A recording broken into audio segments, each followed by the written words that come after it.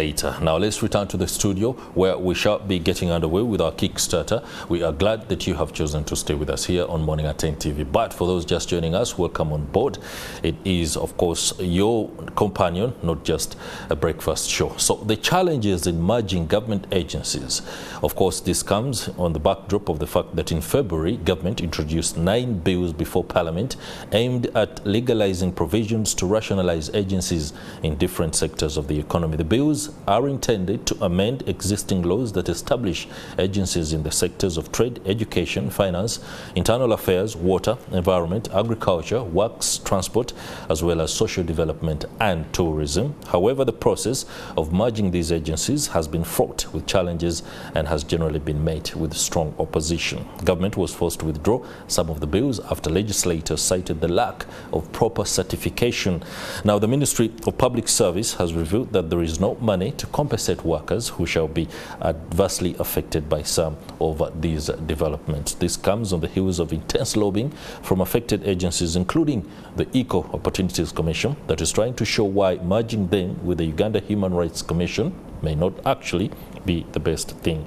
This calls into question the readiness of government to follow through with the process and highlights the challenges that are faced in this. We have with us this morning Patrick Mwesigwa Isingoma. He's a member of the Committee on Public Service and Local Government. He will be offering us much needed perspective on how far we are, where we ought to be, and what can be. You're most welcome to the program. Thank you, sir.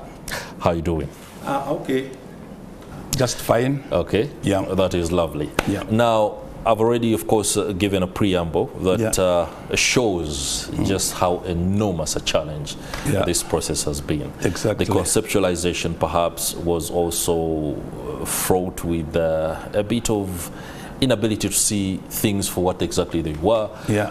Then the attempt to execute also brought its own challenges, but most importantly, when the legislators come out and speak against it, they're of course the ones that can set things in motion. Exactly. If you don't mind, first bring us up to speed with where we are. Well, as you know, thank you very much for welcoming me here, and good evening our listeners and viewers. It's a pleasure to be in the studio this morning. And to talk about a very pertinent matter at the moment, the rationalization of government agencies under the RAPEX bill, which, as our viewers know, came to Parliament and had to be withdrawn due to the need to do further consultation and further harmonization. This process, in the first instance, is informed by a number of factors. As you know, over time, quite a number of agencies have been formed. Most of them by acts of Parliament. So there has been actually a plethora of them being formed, and over time, it has been observed that some of these agencies have been performing almost the same functions. So there's been a lot of duplication. There is a lot of institutional or decay, because most of these functions were performing this. These agencies were performing the same functions, and therefore causing a lot of duplication. So it was really necessary to merge some of them through this process of rationalization, which is now going on. And besides, you find that they were constituting a big drain on the treasury. A lot of money was going to fund some of these because some of these agencies were not breaking even on their own. So they had to constantly depend on the treasury for funding, which was being done at the expense of now service delivery. So as government, I think it was felt that we need to go back on the drawing board and see what do we really need. What agencies do we need to keep, and what agencies should we, mainstream into other existing, ministries and agencies? Hence, this rationalization exercise. So, if somebody were to ask the particular question of where the problem is it a lack of resources to fund the agencies that is calling for the merger? Is it a case that we've been able to realize that at the end of the day, we have just a bloated civil service, so to speak, and there is need to make it lean? Yeah. Or is it a wave that is sweeping through and it's something that can be picked on by the government in a bid to be seen to be doing the job that is supposed to be done? I think the latter, we could go with the latter. Most of the essentially our action is informed by the need, I think, to stem the high expenditure, the high public expenditure, you know, envisaged in respect of running some of these agencies. Yeah. Okay. Yeah. All right. So in light of where we are right now, would I be off the mark if I said that this is something that we should abandon, at least for now, until we have fully conceptualized what it can be, how it can be rolled out, and how exactly we can accommodate? Because if the Public Service Ministry comes up and says that there is no money, for example, to compensate those that will be adversely affected, compensation is just an aspect of this whole process. Now, if that is shown to be a problem, what else is a problem out there, and how big can it be? Yeah, that is a very pertinent issue, and we came to it yesterday when we were meeting, when my committee was meeting the Ministry of Public Service, because clearly we could see no budget line in the current, you know, budget framework paper and the budget estimates for this exercise. And we wondered aloud, also as members of the committee, we wondered aloud and asked the minister, now how are you going to proceed when we don't have money to pay these people? So the committee also emphasizes the importance of ensuring that these people are paid, you know, they are paid, and those who want to stay on can stay on, can be mainstreamed within the government, the other agencies, and those who want to go and do their own things can proceed and go. But first things first, they have to be paid, all of them. Yeah. So this is something we discussed with the minister, and he did not provide any answer as of the moment, because the budget processing, the process is still ongoing. That is slow. We haven't concluded the budget, but our task now as a committee is to find money and ensure that once we are to proceed with the exercise, if we are to go along with it, then there should be money to pay, to compensate the people who are supposed to be affected by the exercise. You spoke of first things first. Many of us who are watching from a distance do believe that some of the hiccups that the country faces or the economy grapples with are as a result of first things not being done fast. First things not being done fast. We have a tendency of you know, stampeding ourselves. Sometimes because of the waves that could be happening at any one moment. Sometimes it's simple hysteria. You know, the politics of the day. But a remuneration commission has often been cited as one of the critical aspects that can address some of the concerns, especially when it comes to how the public service is structured in terms of pay. One of the challenges that have been cited, for example, are officials in some of the agencies who have categorically stated that it is not workable for them to go and work under others and then begin the whole process of getting to terms with the fact that they'll be getting either less money or they will have less authority. That is something that should have been worked on long ago by establishing a commission that would address the disparities in terms of salaries, so that when we reach a point where we have to think about who is who and what do they do, we do not have to grapple with how much are we paying them vis-a-vis the other who might appear to either have more qualifications and credentials than the one who is superintending over them. Exactly. Yeah, this is a very, very, you know, you are spot on in this observation. It is true. Over time, all of us have seen that the failure of government to put in place the salary review board has you know, caused a lot of problems for government. And as a committee, I know we have engaged the Ministry of Public Service. We have interacted with them in this regard, and the process is ongoing. But we are still yet. Government is still yet to put in place the salary review board.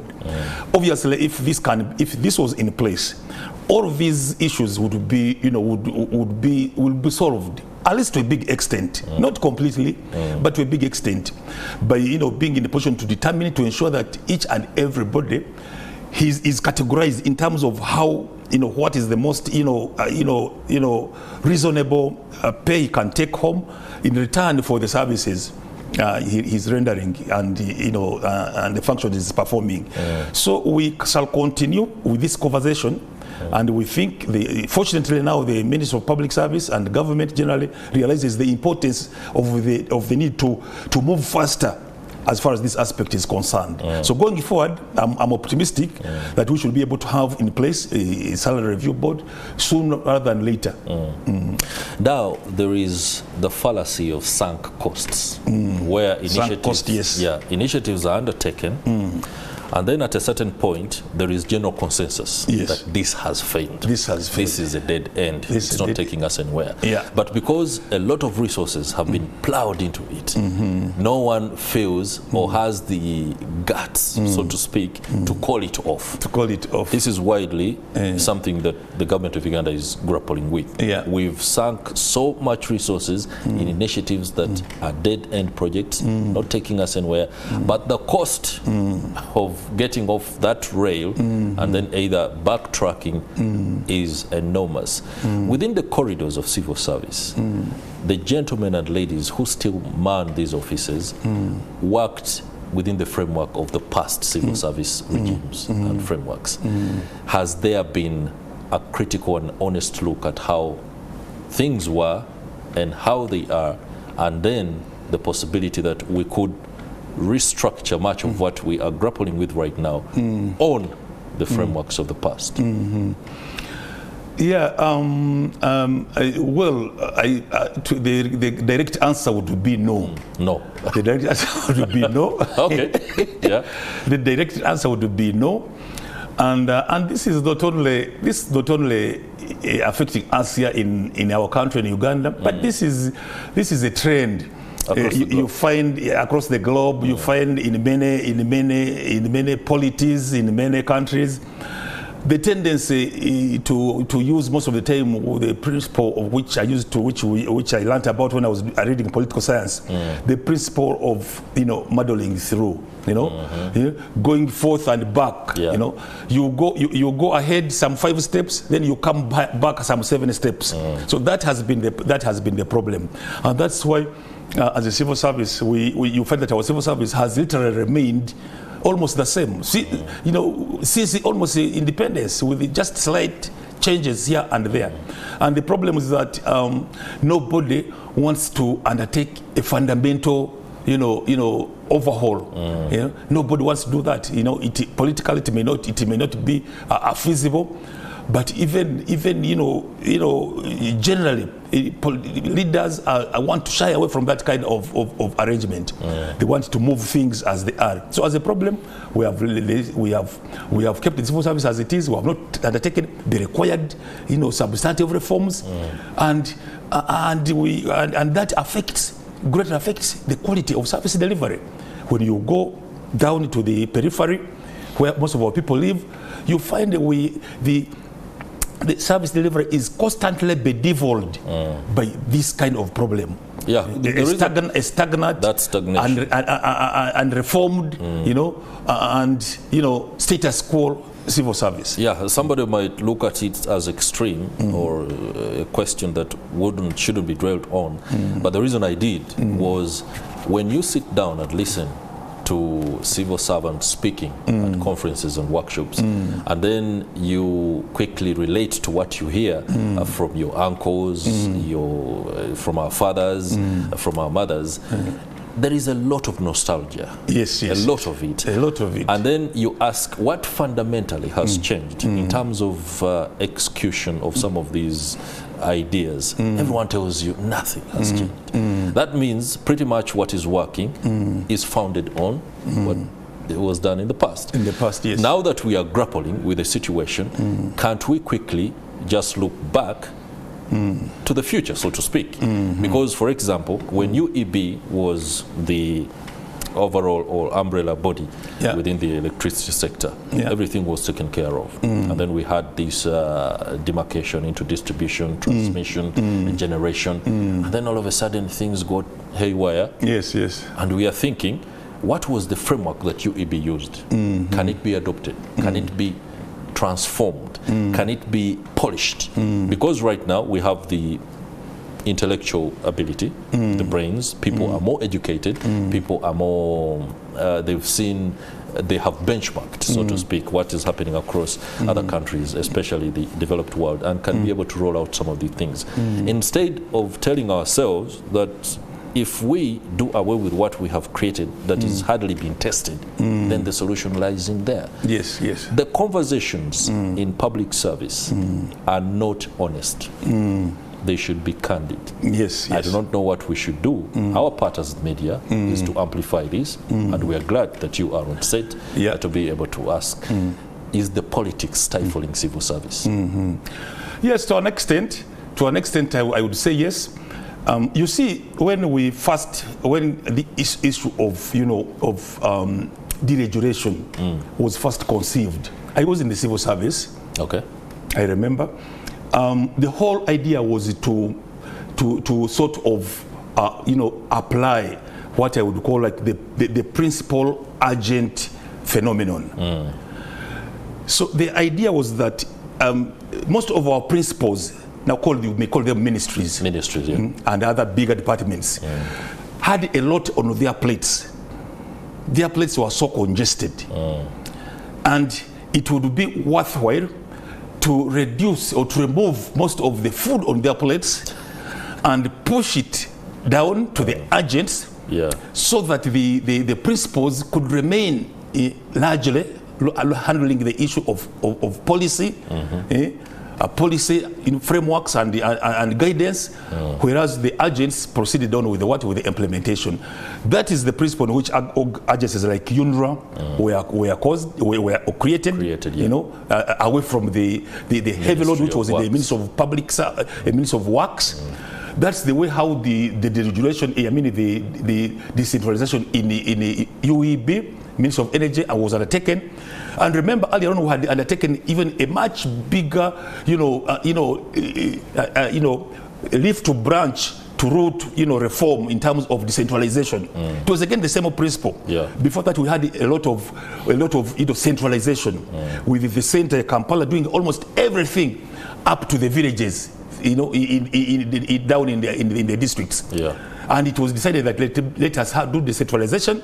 Let us empower the districts, local governments, and sub-county local governments, and the cities, the municipalities, the town councils to undertake these functions. And it initially sort of worked well, but over time we have seen a lot of, for example, a lot of recentralization taking place, with the center clawing back some of the powers, and with the influence of the center becoming all more pervasive.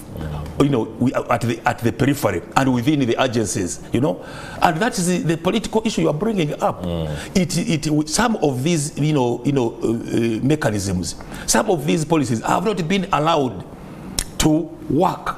Otherwise, they were good, well-intentioned, and were capable of delivering results. Okay. In light of where we are right now, we seem to be in between a rock and a hard place. And a hard place. Which would you choose? Go for the side of the rock, or keep pressing at the hard place? What's the way forward now? I think the way forward is to keep on pushing the hard place, to keep on pushing. Because the rock is immovable. The rock is immovable. You have to keep on pushing and engaging widely on these issues, and hopefully we shall reach the promised land. How fast do you see this playing out in case the challenges that we are facing right now, including the lack of resources, a lack of proper certification, and that is something we need to be able to talk about, so that most of our viewers can fully understand what is proper certification. Is this down to the fact that most of the agencies must be remodeled because there must be an act to support that? If we do not have an act, then that will be illegal. does this set into motion a whole new process of legislation that could take us months? Yeah, I think that the point you are raising there is to do with the constitutional requirement or the legal requirement of because agencies are established by acts of yes, Parliament. Yeah, indeed, of every bill which comes to Parliament to be backed by certificate of financial implication by the Minister of Finance. And in this particular bill, you know, remember at one time, at first it had come as a one big bill, you know, it was omnibus, encompassing all these agencies. And when it came to Parliament, that's where the problem was. Yes, yeah, that's when it came to Parliament. Well, we said no, you have to go back, Minister of Public Service, Attorney General, go back and unpack this bill, so that because it was strange because most of these agencies we are trying to rationalize, and they have all come into being through acts of Parliament. That's right. So how do you lump them together now and bring them as one bill? So we said go back on the drawing board. So they went back on the drawing board, but when they came back again, they did not have each of these bills which were bringing did not have the certificate of financial implications, and a number of other issues which were actually incompatible with our thinking you know, at that material time, and hence the second withdrawal of the bill. But the minister has told us, we were with him, we interacted with him yesterday, that the final stages of returning the bills this time were very ready to proceed. The only spanner in the works is now the money. The lack of money for compensation. So we think when he comes, we told him when you need to come with all of the answers. All the answers.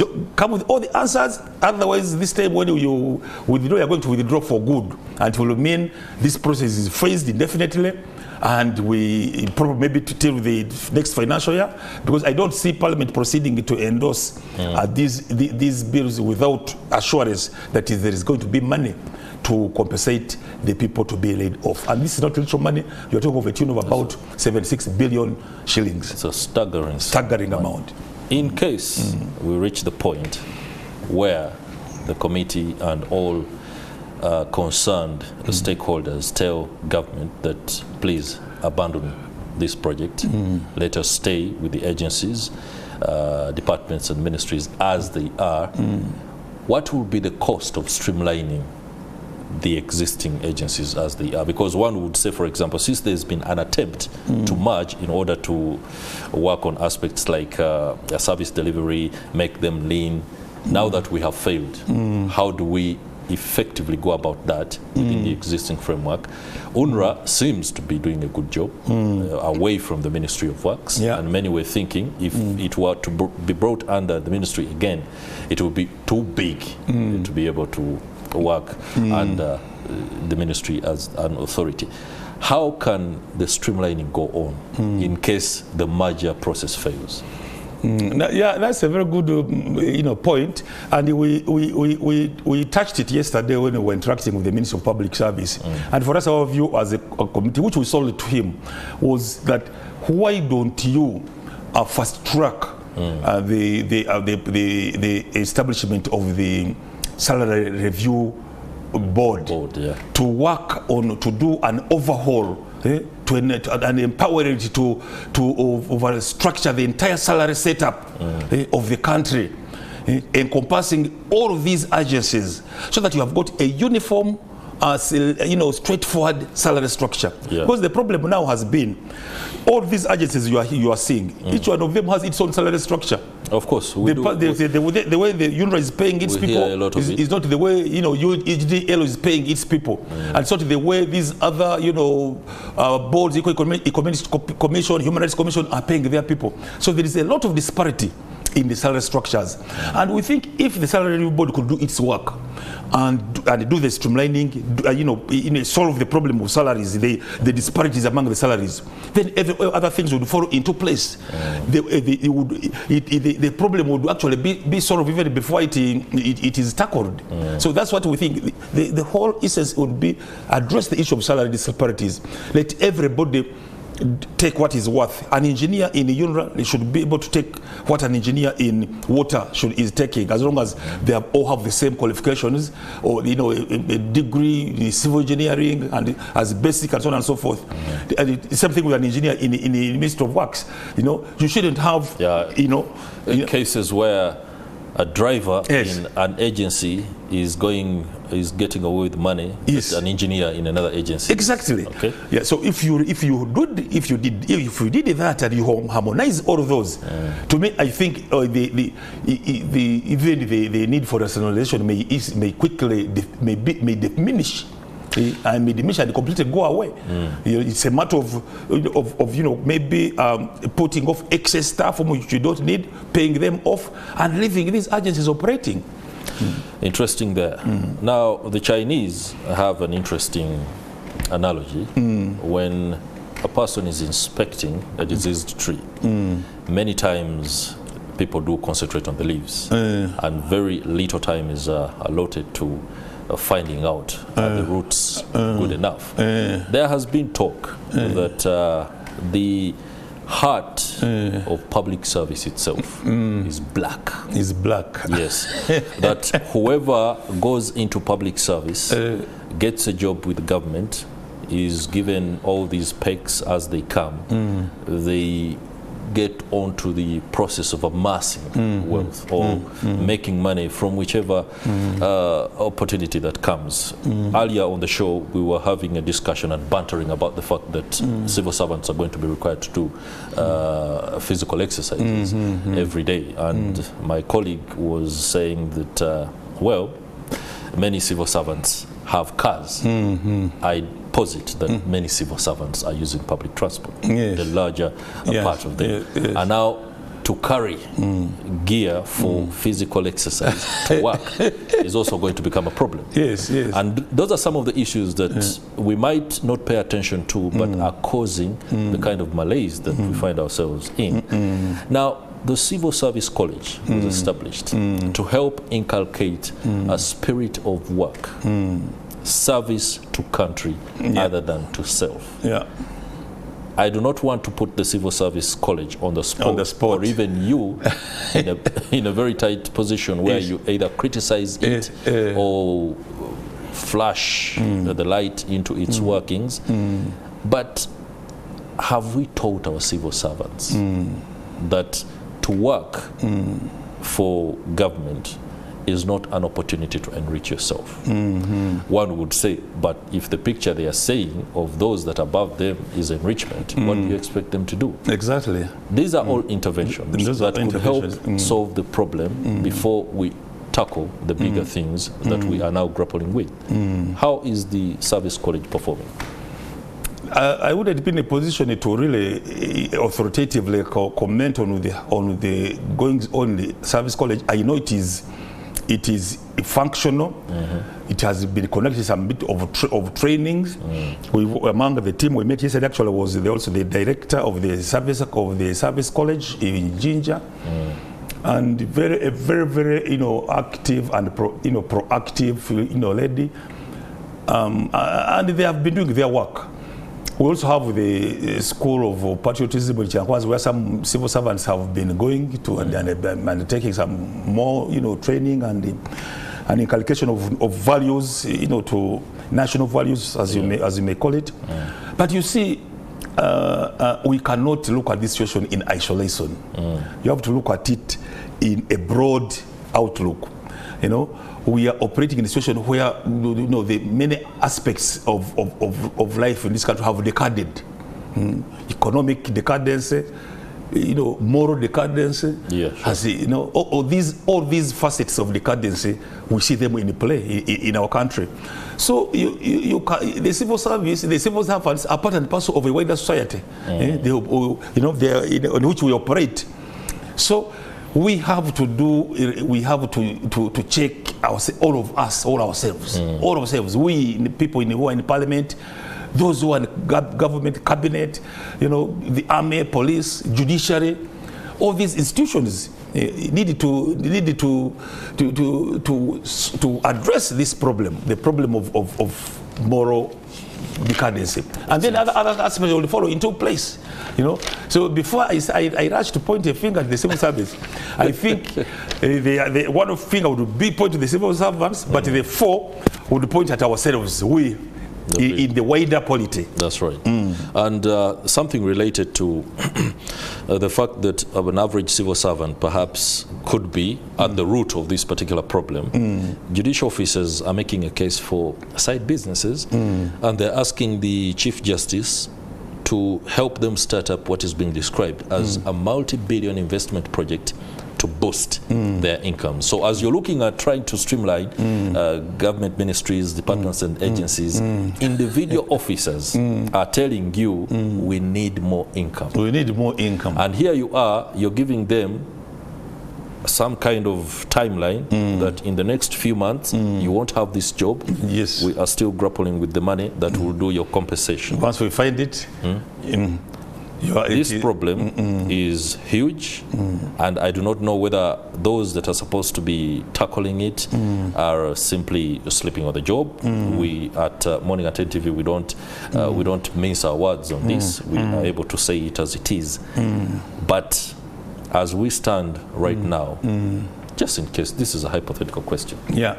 If we fail to merge agencies, and then government is forced to eat humble pie on this, won't the, what can I describe it as, that feeling that hey, government has not won, so we still have our agencies here. Will it help in the nature of work that shall follow, or we shall see a total degeneration?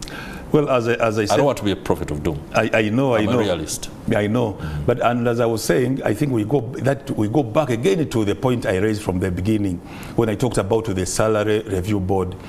I think for us, our focus is on this salary review board. For us, we think if this salary review board can be put in place and does its work well, that's right, we will be vindicated. Because you can see that the problem we have, which the country is facing as a result of having the salaries of scientists, salary of scientists ahead of everyone else, raised very exponentially actually. While the rest of the civil servants remain down. You find we have a problem when we go out there. You find in a primary school, a secondary school, a head teacher is earning much less than one of his science teachers, and it's morally wrong, So we think that once this salary board comes into place, all of these inconsistencies, all of these disparities will be done away with, and you can have a uniform, proactive salary structure which benefits each and everybody. Some of the disappointments and the frustrations of the civil servants are coming from some of these lopsided policies. These lopsided policies, which are not properly thought out, are bringing a problem, or are affecting the operation of the civil service to a great extent. Okay, actually the only place where a person who earns less can superintend over one, or should superintend over one who earns more, is either in the sports industry, absolutely, entertainment, which is largely private sector. But in public service, usually where it's command and authority, people must understand that the person commanding, the person who has authority over me, also has higher standing in terms of what but we need to think out about some of these policies and maybe, if possible, review them, because I don't think this issue of providing better salaries for scientists at the expense of the other professions, I personally, I don't think it has yielded the anticipated results.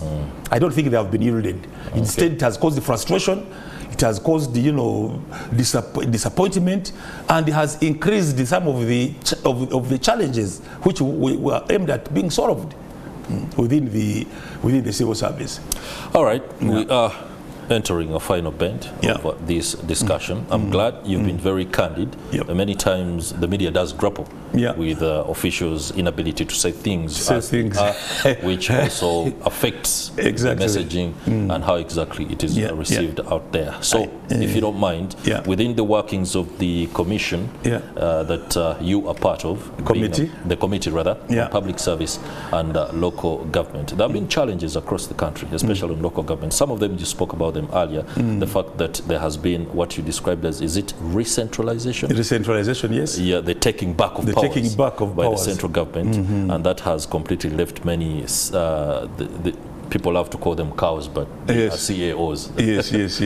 Who are unable to effectively plan and execute those investments, projects within their localities. Does that call for a rethink, something that could take us towards devolution like Kenya did? Or am I completely being, getting ahead of myself on that? We don't even need to go to the Kenya way. What we need is to rediscover ourselves, to reinvent ourselves, and to get back the political will which we had when we formulated this policy of decentralization. Our decentralization was actually more at the level of the Kenyan. Kenyan devolved to the county, which in many aspects is almost the size of a region. For us, we devolved to the level of the district. But the principle was the same. Transfer power, planning powers, political powers, all these powers to the districts. And we did that. But over time, because of the resistance by the central government officials, which is common in almost all devolution programs, you find now some of these, good intentions, these powers being clawed back. For example, today, the districts, local governments collect money and have to send it to the center. Before the treasury or the secretary of the treasurer, the secretary of the treasury can now send the money back to the disbursements. You find like my city, which I represent, Hoima City, you collect money, and you have a big problem of what? Garbage collection. The garbage is all over the city, but you don't have money to dispose of the garbage because you have sent the money to the consolidated fund, and you have to wait maybe after a month or two for the secretary of the treasury to send it back for you. When you see some of these garbages heaped in cities and in municipalities and towns, don't be surprised, because this is the problem. Now, that is unthinkable. That's not what we thought of when we were coming up with this decentralization, and many other aspects. The ability of the districts to control or aspects of development, of management in the area, including the appointment and recruitment of CAOs, the chief executives. It was a function of the districts, and this was one of the key concepts underpinning the policy of decentralization. The cows, the town clerks, the deputy cows, all those were decentralized. So, in essence, diluting the authority of the district, because you have, central government officials who are in charge of running the district. When I was a chief administrative officer, we were under the districts. I was appointed by the District Service Commission, and I think the situation was far much better than the situation is today. All right.